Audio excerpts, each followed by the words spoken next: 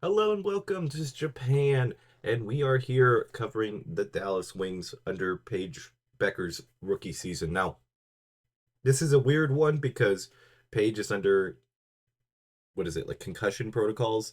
So she's technically out for this game and the next game.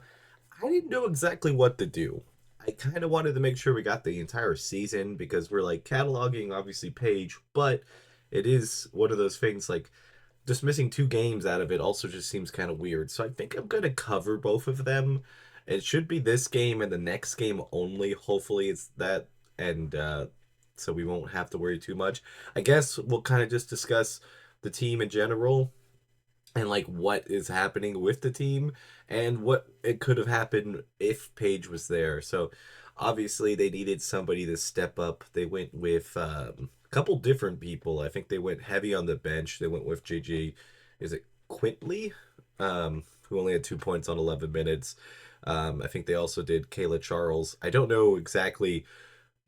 I don't think they really like traditionally put somebody out there for guard. I think they were just rotating around people to try to make sure they had people out there in general.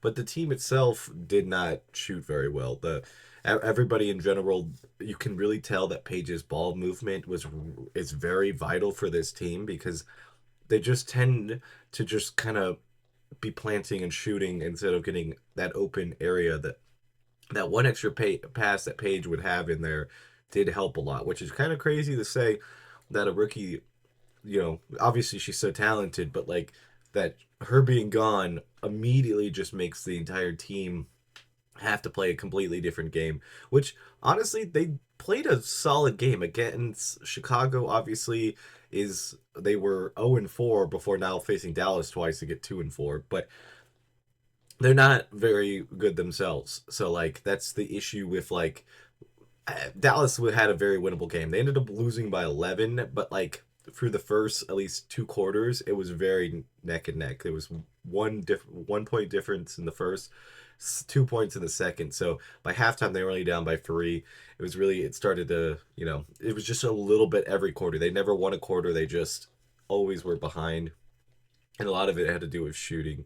Obviously, when you're missing somebody so big like at Paige Bueckers, you're missing the shooting, you're missing the defense, you're missing the passing, you're missing everything, and you can definitely tell that Dallas is a better team with her in the lineup. Like if you ever had a doubt, just see like, oh, maybe it's other pieces they picked up. No, you watch this game and you can see that this was a very winnable game with Paige in there, because that bench that was struggled would have immediately been in a better position to not have to have that many minutes. 35 minutes soaked up by one player as in Paige is insane for any sport, let alone basketball that is the majority of the game. I mean, the game is 40 minutes game time and she's averaging 35 minutes a game. That's insane.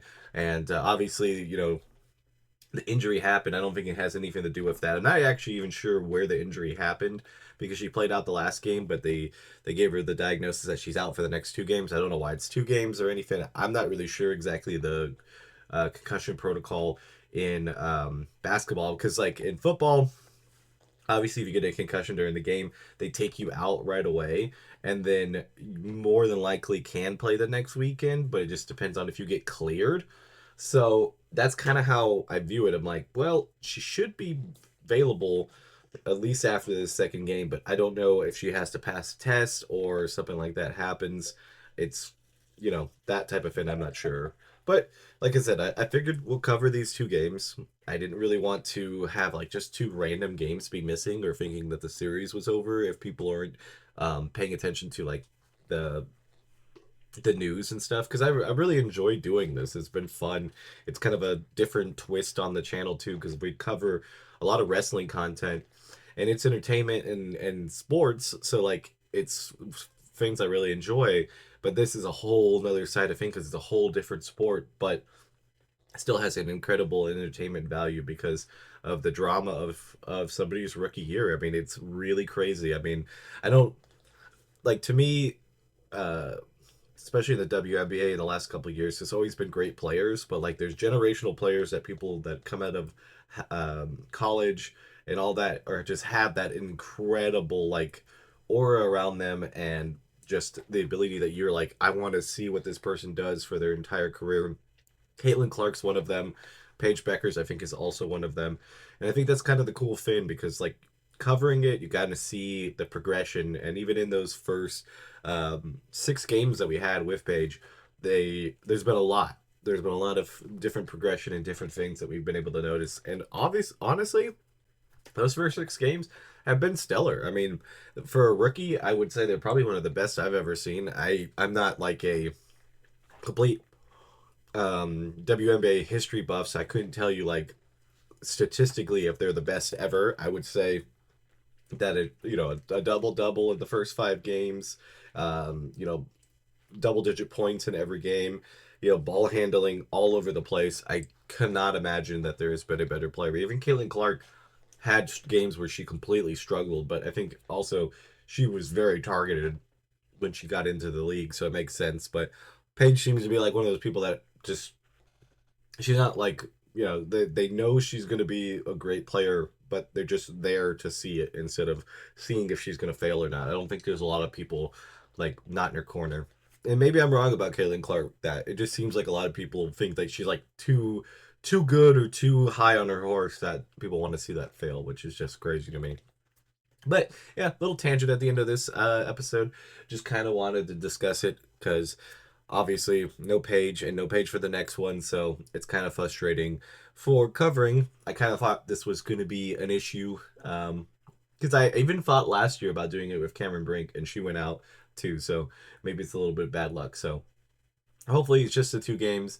We'll discuss the next one and we'll go into it. But happy June also. We'll be putting up a lot of videos this month. So if you enjoy WNBA content or WWE content, there'll be plenty of videos on this channel. And I'll see you guys on the next one. Bye, guys.